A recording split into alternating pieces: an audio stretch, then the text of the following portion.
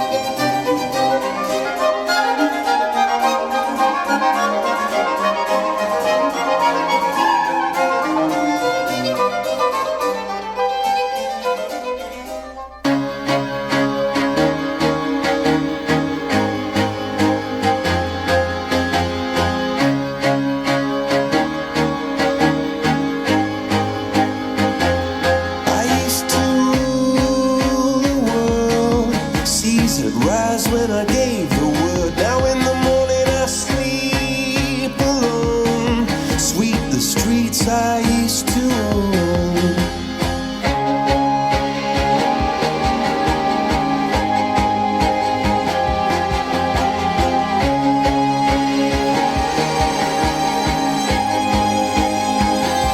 I used to roll the dice, feel the fear in my enemy's eyes. Listen as the crowd would sing. Now the old king's dead, long live the king. One minute I held the key. Next the walls were closed on me, and I discovered that my castle stand upon pillars of salt and pillars of sand.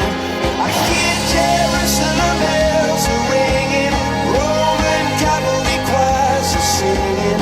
Be my mirror, my sword and shield.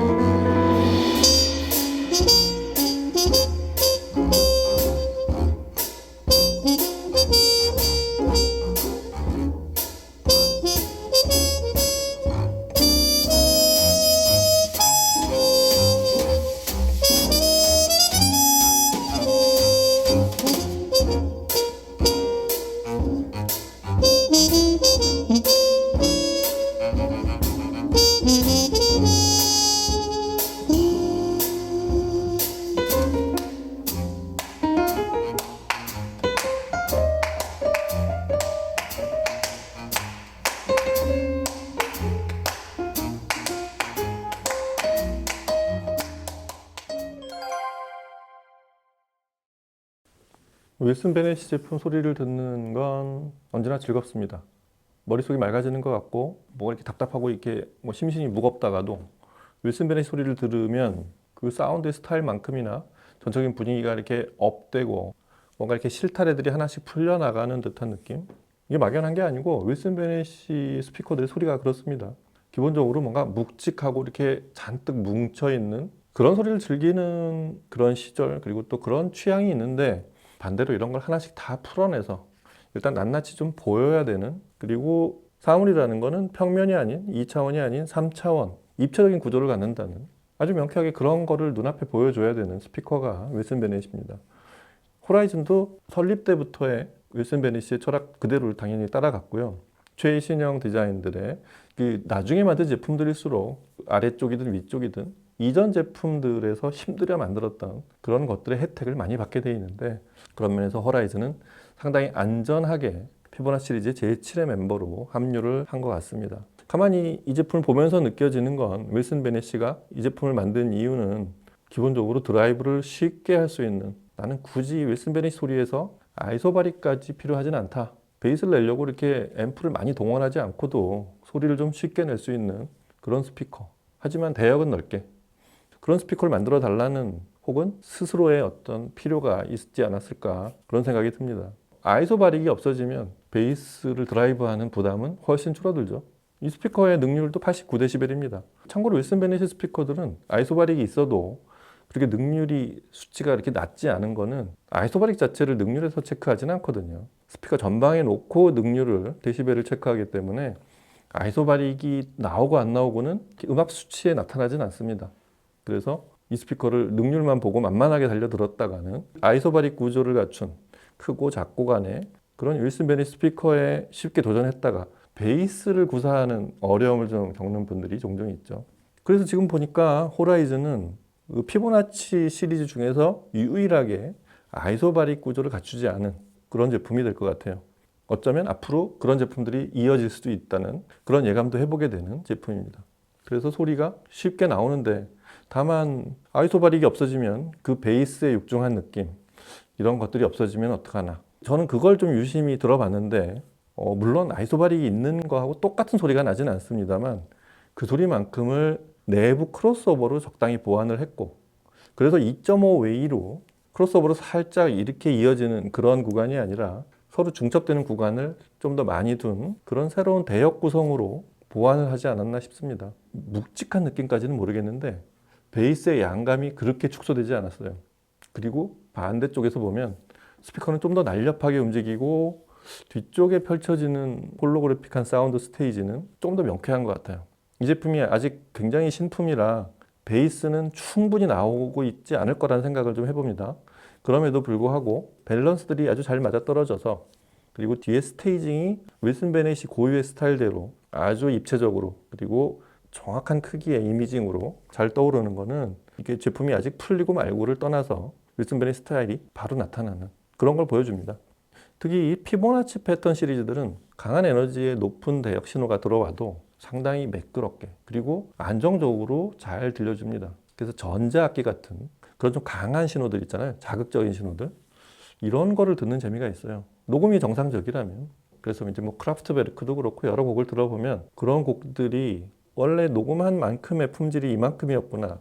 이런 전자음을 들려주려고 했구나. 이런 것들을 아주 잘 들려줍니다. 그래서 저희는 좀 보편적으로 들을 수 있는 비발 라비다 같은 곡. 이 곡을 그냥 단순한 업비트에 실린 소프트 락 정도로 생각하시는 분들이 있으면 이 곡에 얼마나 많은 전자음 신호가 있는지 특히 초반부에 윌슨 베네시 같은 스피커로 들어보면 와 이런 여기 이렇게 복잡하게 막 움직여지는 그런 여러 신호들이 더빙이 돼 있구나 이런 걸 바로 아실 수 있을 거예요. 비발 라비다의 도입부를 하이파이적으로 들어보면 마치 바닷속에서 빠른 속도로 움직이는 여러 물고기 떼가 서로 다른 방향과 다른 패턴으로 움직이는 그런 모습을 보고 있는 듯한 한 무리는 시속 100km의 속도로 그 한 무리는 한 30km의 속도로 천천히 움직이는 그리고 그 사이를 아주 쌩하고 한 200km 속도로 뭐가 지나가는 그리고 이제 그게 전후관으로 중첩이 돼 레이어로 중첩이 돼 있는 그런 아주 입체적이고 굉장한 그런 모습 그런 걸 보고 있는 것 같아요. 이 곡에 그 다음에 콜드플레이의 시그너처 같은 그런 사운드들 있죠. 클래식으로 말하면 스케르초 같은 아주 익살스럽고 메시지는 무겁지만 여하튼 그런 아주 하이파이적으로 이 비바 라비다 같은 곡을 즐길 수 있는 아주 좋은 소리였다고 생각이 됩니다. 그리고 피보나치 패턴의 고음에서의 에너지와 정보량 약 30kHz까지를 재생하는 그 대역까지 유감없이 발휘하는 그런 곡 중에 하나가 역시 브란덴부르크 협주곡 2번 그 존 버시 던딘 콘서트를 지휘하는 브란덴부르크 협주곡 2번 3악장은 금관악기가 최고조로 뻗쳐 올라가는 아주 도드라지게 금관악기 협주곡이라고 해도 될 만큼 브란덴부르크 협주곡의 다른 곡들하고 좀 그런 구성이 좀 다른데 그 금관악기가 아주 반짝거리면서 귀에 거칠지 않게 매끈하게 끝이 살아있는 이런 느낌을 줘야 되는데 이런 곡을 들을 때 윌슨 베네시가 아주 빛이 납니다. 빛이 난다는 표현 그대로 관악기에서 어떤 광채가 느껴질 만큼 아주 생생하게 돋아오는 그런 브란덴부르크 협주곡이었어요. 그리고 이 곡에서도 베이스가 양감이 많지 않게 부산하게 움직이는 바로크 음악의 바소 콘티뉴 이 소리를 정확하게 들려주는 막 양감이 푸짐하게 쏟아지는 녹음 자체도 그렇지도 않고 윌슨 베네시 스타일도 그렇지 않아서 그 부분을 정확하게 들려줘야만 이 전체 곡의 밸런스가 살아나는 대단히 정확하고 신속하게 움직이면서 베이스도 위에 그 금관악기만큼의 같은 비율로 그렇게 들려줘야 되는데 윌슨 베네시가 그런 곡은 정말 잘하죠. 아주 신속하고 정확하게 베이스가 그림자처럼 따라다니는 이런 모습들은 브란덴부르크 협주곡 특히 이 존 버시 지휘한 이 버전을 듣기에 아주 좋은 그런 음악이라고 생각이 됐고요.